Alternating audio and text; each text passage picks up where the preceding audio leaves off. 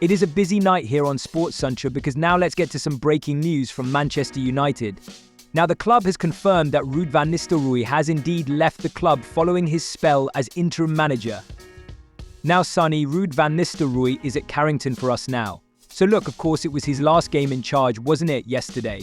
Ruben Amorim has arrived and now Ruud has gone. He's made his mark, hasn't he? What more can you tell us? Yes, so Ruud van Nistelrooy, who took charge of Manchester United for these 4 games as interim boss, has left Manchester United. He was at Carrington this morning and left fairly early. And that was the first indicator that we had that something could be happening. Of course, when I say first indicator, there were a couple more as well. We saw his kind of emotional scenes at full time in that 3-0 win against Leicester. He was over at the Stratford end with all the hardcore Man United fans. And, the scenes there were quite emotional for him. He's got a great connection to the club as a striker where he scored 150 goals, left in somewhat acrimonious circumstances to Real Madrid, but then made amends with Sir Alex Ferguson, who was the manager at the time. And yeah, in that time, Premier League, FA Cup, League Cup, Community Shields, 22-time Player of the Year. So, as a player, certainly he was well respected. He's come in as an interim coach. Originally, he was here as a coach under Erik ten Hag this summer. And then when ten Hag left, Van Nistelrooy took over, winning 3 games, drawing the 1. And yeah, the club today, just a few minutes ago, tweeting that him along with 3 other coaches have left the club. We thank you for your unwavering commitment to our club, is what Man United say. They say Ruud is and always will be a Manchester United legend.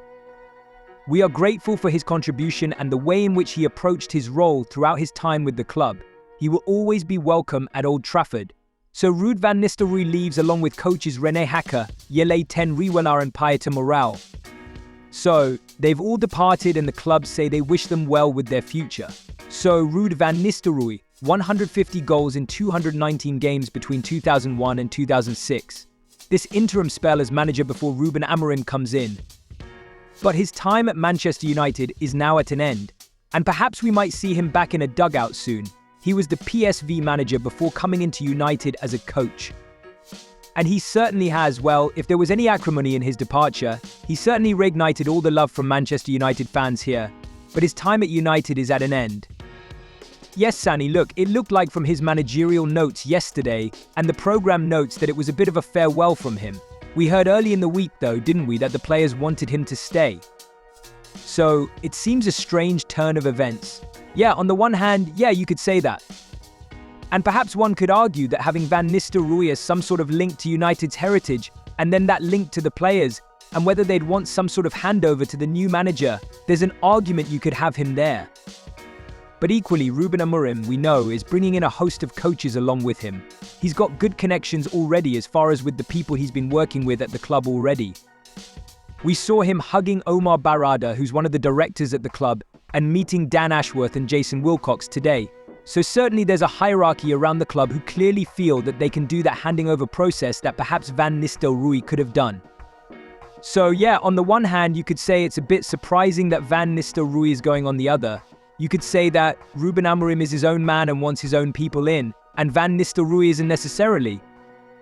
Well, he isn't one of Amorim's own men, and that's one of the reasons why he's not going to be there. So, on the one hand, surprising, but on the other hand, we can kind of see the reasons behind it. And in terms, just finally on Ruud van Nistelrooy, we'll talk a bit about Amorim in just a second. But in terms of Ruud van Nistelrooy, what does he do now? Does he seek to get a #1 job, do you feel? Well, that's really interesting, isn't it? Because he was the manager of PSV, kind of left on the penultimate game of the season 2 seasons ago when he was manager there in Eredivisie, and was on the verge of guiding him to 2nd place in the league. So, he has that pedigree behind him. I think there were few clubs he would have gone to as an assistant or as a number 2. Man United has a real special place in his heart, which would have certainly been part of the element of why he would do that.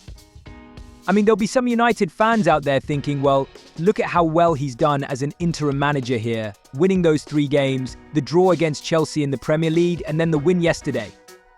Could he ever have been the main man at Old Trafford here? Perhaps that's something for him in the future. And if that is the case, then going away and becoming a manager elsewhere again in his own right will be the next course for him. So yes, Van Nistelrooy, very emotional, as you mentioned, in the program as well. We saw those scenes as well, so he's got that connection. Never say never, but for now, it's all about Ruben Amorim. And for Van Nistelrooy, we'll have to wait and see where he may pop up next as a manager himself in his own right again. Yes, and as you said, it is all about Ruben Amorim. He's taken charge of his very first day at Manchester United then. What's he been up to? Well, yes, so he has been meeting club officials today. Omar Barada, the sporting director, being one of them, along with Jason Wilcox and the rest of the staff as well there. And he is still actually having to await the final parts of his visa to be sorted. So, at the moment, he can hold meetings and meet key officials and key members of the staff, which is what he's been doing at Carrington today. He can't yet take coaching, though, until the final parts of his visa is done. But by all accounts, that's for one. That's a thing that happens every time, whenever in the post-Brexit age, a foreign national comes to the UK to work. They need to do those final parts in the country. So he's got to do that final bit in the UK, and once he's done that, he can coach. And that, by all accounts, should be quite a quick process. So we could see him on the training ground, taking training or doing the coaching side of that role that he wants to be doing very soon as well. Okay, Jonathan, brilliant from you. Thank you very much.